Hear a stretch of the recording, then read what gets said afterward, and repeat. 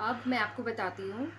देवांग ने जो गुड़िया मांगी थी, कुशल ने उसे वो गुड़िया दे दी और उसे गुड़िया देने के बाद कुशल वापस से आ गया अपनी उड़ने वाली चील के पास।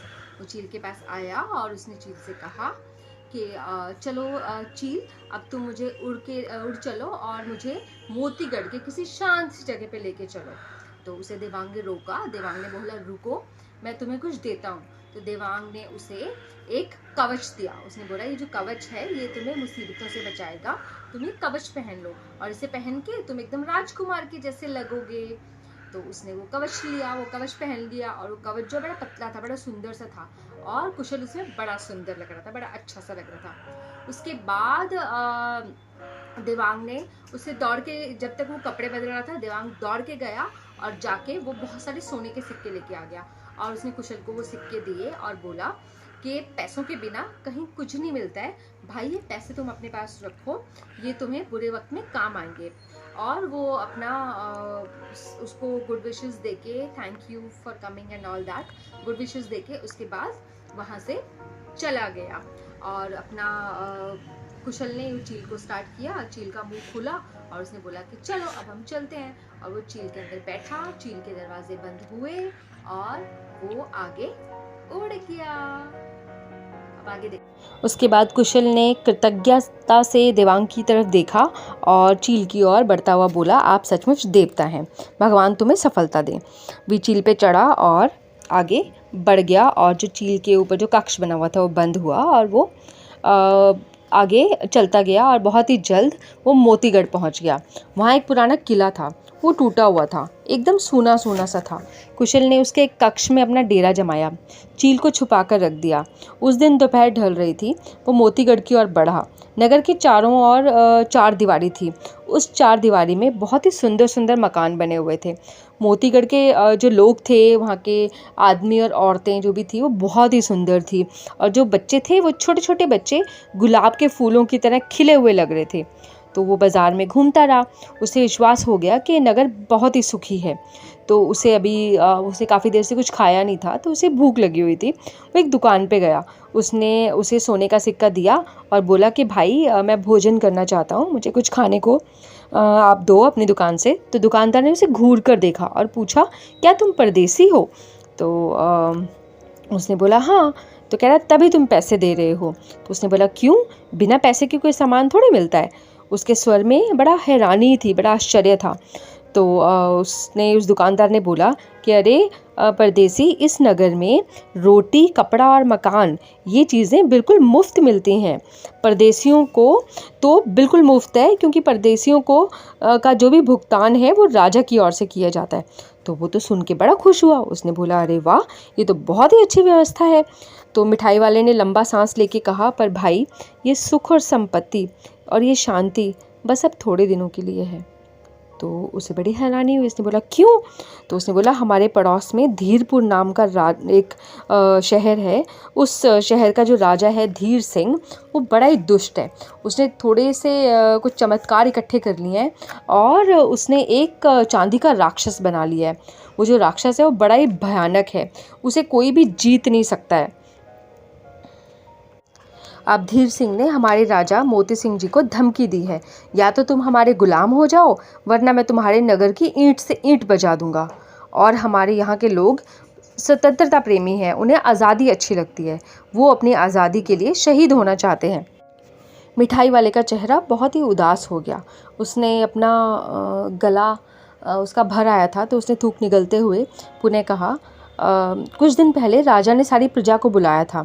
उसने प्रजा से कहा, मैं आपके निर्णय को मानूंगा। मेरी नीति तो यह कहती है कि तुम सब धीर सिंह की अधीनता मान लो, इसी में भला है, इससे हम खून खराबे से बच जाएंगे। तो तब हमारे दीवान जी ने कहा, महाराज ये संभव नहीं है।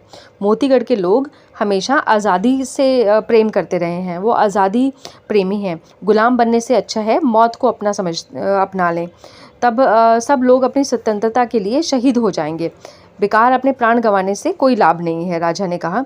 राजा ने उन्हें समझाया कि खून खराबे में अपनी जान गंवाने में कोई फ़ायदा नहीं है। जब हमें पता है कि चांदी का राक्षस है, उसे कोई नहीं हरा सकता, तो इसमें खून खराबा ही होगा। तो इससे अच्छा है कि गुलाम बनकर जी लेते हैं। लेकिन प्रजा ने कहा कि नहीं, गुलाम बनकर जीने से तो मरना ज़्यादा अच्छा है।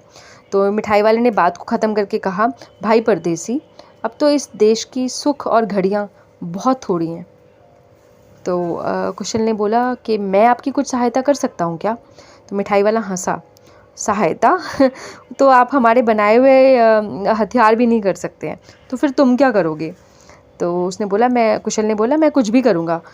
क्या मैं आपके राजा से मिल सकता हूँ? तो मिठाई वाले ने बोला, हाँ, आप मिल सकते हैं।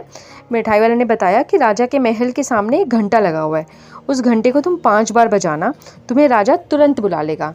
तो उसने बोला, अच्छा भाई, मैं चलता हूँ। तो मिठाई वाले ने उसको उसका सिक्का लौटाया और उसे रोका। उसने बोला, पहले आप भोजन करके जाओ। तो कुशल ने भी एक्सेप्ट किया बिकॉज उसे बहुत भूख लगी हुई थी। तो कुशल ने खाना खाया।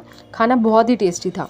उसका मन बड़ा खुश हो गया और दिल से उसको थैंक यू बोल के, धन्यवाद देके राजा के महल की ओर, जो महल उसने बताया था रास्ता, उस रास्ते की ओर वो शहर को देखता हुआ आगे की तरफ चल पड़ा। तो राजा का महल नगर के बीचों बीच बना हुआ था। महल बहुत बड़ा था। उसका पिछला हिस्सा तो बहुत ही सुंदर था, महासुंदर। इसकी दीवारों पर मोती जड़े हुए थे। महल की प्रोल एक जो थी, उसके आगे एक गोल चौकी बनी हुई थी। वो सफ़ेद और काले संगमरमर की थी। उसके बीचों बीच एक घंटा लगा हुआ था। घंटा पीतल का था और बहुत बड़ा था। उसके पास एक हथौड़ा रखा हुआ था। तो कुशल ने वह हथौड़ा उठाया और घंटा बजा दिया, टन से करके, और तुरंत पहरेदार आ गया। उसने आकर पूछा, तुम कौन हो? कुशल ने बताया, मैं परदेसी हूँ, आपके राजा से मिलना चाहता हूँ। तो उसने पूछा, आपका नाम क्या है? उसने बोला, मेरा का नाम कुशल है। तो पहरेदार चला गया अंदर और थोड़ी देर के बाद वो लौट के आया और उसने आके कुशल को चलने के लिए कहा। कुशल उसके साथ ही चला गया। उस समय दोपहर ऑलमोस्ट ख़त्म हो गई थी, शाम हो रही थी। तो हल्का हल्का अंधेरा सा भी होने लगा था। तो महल में जगह जगह दिए जल रहे थे और हैरानी की बात, इन दियों में रोशनी तो बहुत थी, लेकिन तेल नहीं था। वो बिना तेल के दिए जल रहे थे। ये तो अपने आप में एक अलग तरह का, डिफरेंट टाइप का विज्ञान था। महल बहुत ही सुंदर था। कुशल राजा के निजी जो उसका महत्व था, जो उसका पर्सनल रूम था, वहाँ पे पहुँचा। राजा का अपना महल बहुत ही सुंदर था। उसकी जो दीवारें थी वो चांदी की बनी हुई थी। उसके दरवाजे के महल के जो दरवाजे बने हुए थे वो सोने के थे। जगह जगह अंडे के जैसे मोती जड़े हुए थे। ऐसा लग रहा था कि देश में अनाप शनाप मोती थे, जिसके कारण इस शहर का नाम जो मोतीगढ़ पड़ गया था। मोती बहुत सारे थे वहाँ जगह जगह। तो राजा अपने सिंहासन पे बैठा। कुशल ने राजा को झुककर कहा, महाराज को मुझ परदेसी का प्रणाम। तो राजा ने बोला, आओ परदेसी आओ। राजा ने उसे आसन दिया। कुशल उस पर बैठ गया। राजा ने पूछा, तुम्हारे लिए भोजन मंगवाऊं? तो उसने बोला, नहीं, मैंने अभी भोजन किया महाराज। तो उसने बोला कि तुम फिर दूध पियो, हमारे यहाँ का दूध बहुत ही अच्छा होता है। तो उसने बोला, नहीं महाराज, अब तो पेट में जगह भी नहीं है, फिर कभी आपके यहाँ पे दूध और घी पीऊँगा। तो राजा ने सोचकर पूछा, अकेले आना हुआ है क्या? अकेले आए हो आप? तो उसने बोला, हाँ, यूँ ही घूमता घूमता आ गया। आते ही मुझे एक बुरी खबर मिली। तो राजा ने बोला, कौन सी? उसने बोला कि जो धीरगढ़ का जो राजा है धीर सिंह, आप पे आक्रमण करना चाहता है, मुझे पता लगा। तो उसने बोला, हाँ भाई, ये सच है। तो उसने पूछा, तुम्हारा नाम क्या है? तो उसने बोला, कुशल। कुशल ने अपना नाम बताया। तो उसने बोला, कुशल, हमें आक्रमण की कोई चिंता नहीं है। हमारे पास बड़ी सेना है, हम उस सेना से धीरगढ़ को हरा सकते हैं, पर हमने सदा शांति से काम लिया है। इस बीच धीर सिंह ने एक चांदी का राक्षस बना लिया है और वो राक्षस किसी से भी हार नहीं मानता है। वो अजय है। वो मकानों को कागज़ के खिलौनों की तरह तोड़ सकता है। उसके तोड़ने के लिए हमारे पास, मतलब उस राक्षस को तोड़ने के लिए, मारने के लिए हमारे पास कोई हथियार नहीं है। इधर हमारी प्रजा उसकी गुलाम बनने के लिए तैयार नहीं है, बिकॉज़ बस आज उन्होंने जो धमकी दी हुई है, आज से 5वें दिन हमारा विनाश ज़रूरी है। तो उसने बोला, आज से 5वें दिन? तो उसने बोला, हाँ कुशल, राजा धीर सिंह ने हमें 5 दिनों की मोहलत दी है। तो कुशल ने कहा, महाराज, जिस देश के लोग अपनी आज़ादी के लिए मर मिटना चाहते हैं, उन्हें कोई गुलाम नहीं बना सकता। उसके साथ ईश्वर और प्रकृति दोनों होते हैं। तो उसने बड़ा मतलब सोचने लगा कि यार ये ऐसा क्या करेगा, ये मुझे कैसे बचा पाएगा, हमारे शहर को कैसे बचा पाएगा। तो उसने बोला कि मतलब हम अपने शहर को नहीं बचा सकते, और क्योंकि जो चांदी का राक्षस है वो बहुत ही बलवान है।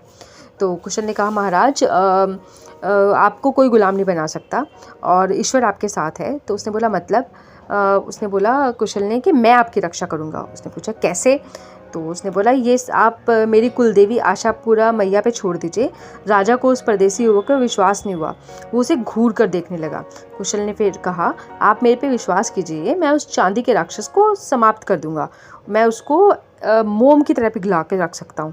तो राजा ने अपना बड़ी हैरानी से कहा कि विश्वास तो नहीं हो रहा, पर मैं ठीक है, मरता क्या ना करता, मैं तुम पे विश्वास कर लेता हूँ। मैं तुम्हें वचन देता हूँ कि अगर तुमने ये चांदी के राक्षस को मार दिया तो मैं तुम्हें अपनी सबसे प्यारी चीज़ दूंगा। तो उसने बोला जैसे आपकी मर्ज़ी, पर हाँ मैं इस देश को बचाना चाहता हूँ और मैं उसमें जी जान लगा दूंगा। तो उसने पूछा तुम कहाँ ठहरे हुए हो?